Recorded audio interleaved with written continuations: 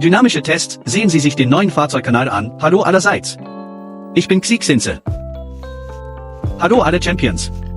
Wenn du, so wie ich, ein 90er bist. Hast du Need for Speed gespielt? Hast du The Fast and the Furious, Tokyo Drift gesehen? Du wirst bestimmt den Nissan 350Z in sehr guter Erinnerung haben. Vielleicht denkst du sogar, dass es ein sehr aggressiver Hochleistungs-JDM-Held ist. Aber die Wahrheit ist ganz im Gegenteil. Der 350Z ist eigentlich gar nicht so legendär. Es gibt den stärkeren Nissan GT-R über ihm. Neben ihm gab es damals leichtere und fokussiertere Autos wie den Silvia S15. Seine Entstehung richtete sich an den breiteren nordamerikanischen Luxus-GT-Markt. Es ist ein Auto, das für mehr Komfort entwickelt wurde. Der luxuriöse Nissan FM Plattform Zweisitzer Sportwagen. Diese Plattform produziert normalerweise große Fahrzeuge wie den Q70 FX, viertürige Limousinen, sogar SUVs. Einer, der den 350Z als Nissan Mustang versteht. Und nicht wie den Kilometer. Oder den 86, ein fokussierteres Fahrzeug. Also, wie fühlt sich dieser nicht allzu radikale JDM-Star anzufahren? Okay, zuerst sind wir auf die Rennstrecke gegangen. ESP mit einem Knopfdruck ausgeschaltet. Sehr praktisch. Wow. Haha, reines Gefühl, die Drehzahl ist besonders lang. Dieser VQ35. Das sollte eine Version mit etwa 280 PS sein. Das Drehmoment sollte bei etwa 350 bis 360 liegen. Und dieses Auto als Neuwagen. 0 bis 100 sollte ungefähr 5,6 Sekunden betragen. So eine Zeit. Damals war das schon ganz ordentlich. Aber in der heutigen Zeit. Jedenfalls aus heutiger Sicht. Sie würden dieses Auto nicht als kraftlos bezeichnen. Langsam. Selbst wenn Sie beispielsweise nur bei etwa 2000 Umdrehungen sind. Und Sie treten aufs Gaspedal. Sie würden ihn auf der Straße nicht als kraftlos empfinden. Sehr träge, so ein Zustand. Aber auf der Rennstrecke, wenn Sie es pushen, dann finden Sie die Drehzahl besonders lang. Langsamer Drehzahlanstieg. Der Kumpel ist wirklich ein alter Sauger. So ein Zustand. Dieses Gefühl des Drehzahlanstiegs. Und bei mir in England, das auf 540 PS umgebaute Doppelturbo 350R. Das ist komplett zwei verschiedene Dinge, der 350R war der Hammer. Man hat das Gefühl, dass 7500 Umdrehungen nicht ausreichen. Denn die Drehzahl explodiert plötzlich. Deshalb fühlt es sich auf der Straße besonders kampfbetont an. Ein besonders explosiver Eindruck. Mit ein paar kleinen Änderungen hat es einen starken JDM-Wiebe. Und das Getriebe dieses Autos. Ein 6-Gang-Automatikgetriebe. Der erste Eindruck war eigentlich ziemlich schlecht. Am Anfang war es schwer, ein Gefühl dafür zu bekommen, ob es überhaupt eingelegt hat. Und in welchen Gang. Aber auf der Rennstrecke. Wenn man einfach drauf losfährt. Wow, das Gefühl am Schaltknüppel ist immer noch großartig. Eigentlich sind die heutigen Schaltgetriebe, auch mein FL. Meine Kupplung ist kaputt gegangen, weil es eine automatische Kupplung gibt. Also hat sie mich immer wieder abgeschossen. Ich selbst fahre auf der Straße. Und benutze den Schaltknüppel nicht mehr. Und dann wieder auf die Strecke zurückkehren. Einen besonders archaisch anmutenden Handschalter fahren. Das Gefühl, selbst zu schalten, ist einfach großartig. Komm, lass uns etwas Gripfahren machen. Denn die Bremspumpe hat im Moment ein Problem. Daher kannst du nicht mit Schleppbremse reingehen. Dein gesamter, ruhiger Rhythmus stimmt irgendwie nicht. Aber eigentlich in den Kurven fühlt sich das gesamte Fahrwerk sehr straff an. Kein solches Schwammigsein. Die Reifen und der Rahmen arbeiten auch sehr gut zusammen. Man findet, dass die Lenkung dieses Autos nicht sehr direkt ist. Und man hat das Gefühl, dass dieses Auto nicht sehr gerne einlenkt. Etwas schwer ist, aber sobald es einmal einlenkt.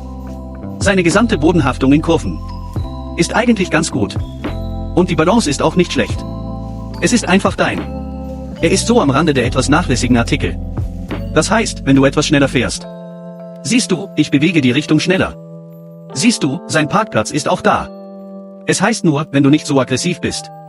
Zeigt dieses Auto eher ein. Unter Steuerverhalten. Aber es ist immer noch die Dynamik dieses Autos. Es hängt ganz von der Eingabe des Fahrers ab. Lass uns Drifts versuchen. Lass uns zuerst mit der Leistung beginnen, okay? Zweiter Gang. Wuahahaha. Wuahaha wow. Wow. Oh. Hahaha. Wow, mein erster Versuch. Direkt 4 Driftschritte. Das Gefühl ist fantastisch. Und das Handling dieses Autos für den Drift ist wirklich sehr gut. Weil es ein GT-Auto ist. Das gesamte Fahrverhalten des Autos. Ich habe ihm gesagt. Seine Steuerung ist etwas träge, etwas langsam. Wenn du also in den Drift gehst, ist es sehr gutmütig. In Kurven hast du das Gefühl, dass dieses Auto viel Zeit hat. Viel Raum und viel Gutmütigkeit. Um dich anzupassen. Die Drifthaltung. Siehst du, ich habe gerade die Drehzahl voll ausgenutzt, und es geht auch. Und von niedriger Drehzahl wieder zum Driften, geht auch. Dieser Motor kann das alles bewältigen.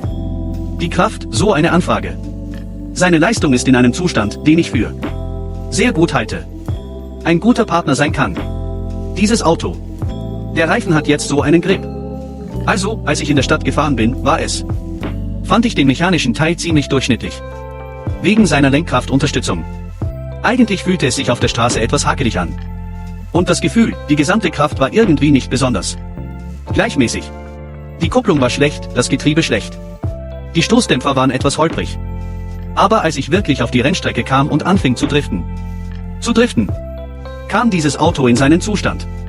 Obwohl es vielleicht 4 Kurven gedriftet hat. Vielleicht 15 Sekunden lang. Musste es dann etwas abkühlen. Aber ich fand es trotzdem großartig. Kein Wunder, dass dieses Auto der Star von Tokyo Drift wäre. Need for Speed 8. Underground 2 Star. Zu Recht. Und deshalb auch. Nach der Einstellung des SUVs 15 im Jahr 2002 trat dieses Auto die Nachfolge an. Und bei der ersten GP genauso. Wie bei verschiedenen Driftwettbewerben. Einschließlich der Fahrschule. Sieht man immer wieder den 350R. Im Serienzustand driftet er schon sehr gut. Das ist ein bisschen wie bei Nissan in der Zeit des M240. Ein sehr gutes, sehr klassisches japanisches Frontantriebsheckantriebsfahrzeug. Atmosphärisch angesaugtes Sportcoupé. Sollte diesen Zustand haben. Auch wegen dieses Autos. War der Markt bei der Entwicklung wirklich der nordamerikanische Markt? Dieses Auto berücksichtigt eigentlich mehr die Nordamerikaner, die diese bequeme Art mögen. Großes Sofa. Sehen Sie diesen elektrischen Sitz. Es wurde seitlich durchgeführt. Eingestellt, und das gesamte Innere des Fahrzeugs ist sichtbar. Ein volles Gefühl des Retro-Stils. Und es gibt nicht nur CDs, sondern auch Kassetten. Das Design dieses Instruments. Ich finde es immer noch sehr gut. Sieh dir die 3 Zylinder vorne an.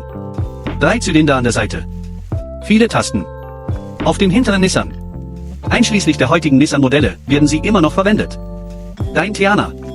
Man kann es auch bei X-Trail sehen. Etwas Ähnliches wie zum Beispiel der Fensterschalter. Diese Brillenbox. Sehen alle sehr vertraut aus. Und das Lenkrad, Ergonomie. Ich kann nur sagen, dass es durchschnittlich ist. Es kann nicht vor und zurück eingestellt werden. Nur vertikal einstellbar. Es ist schon ein ziemlich seltsames Auto. 50.000 Kilometer. Von meiner Nähe betrachtet, hat es keine großen Probleme. Was meint ihr, wie viel ist es wert? Der Besitzer hat damals wahrscheinlich um die 300.000 gekauft. Wenn man nur den Zustand der Fahrzeughardware betrachtet. Sind 300.000 Euro für dieses Auto gerechtfertigt? Ich denke, eher nicht. Wert. Aber dieses Auto hat so ein Gefühl. Seltenheit, der Zusatzwert, den man spielt. Ich finde 300.000 Euro sind immer noch ziemlich gut. So ein japanischer Sportwagen der 2000er Jahre. Ich denke, in Zukunft wird er noch an Wert gewinnen. Der 350Z ist nicht der hellste Stern im JDM-Himmel. Er hat nicht die Rallye-Abstammung eines Evo SDI. Nicht den Gottstatus eines GTR. Nicht den Rotationsmotor eines RX-7. Nicht den hohen VTEC eines S2000. Die Produktion findet nicht einmal ausschließlich in Japan statt.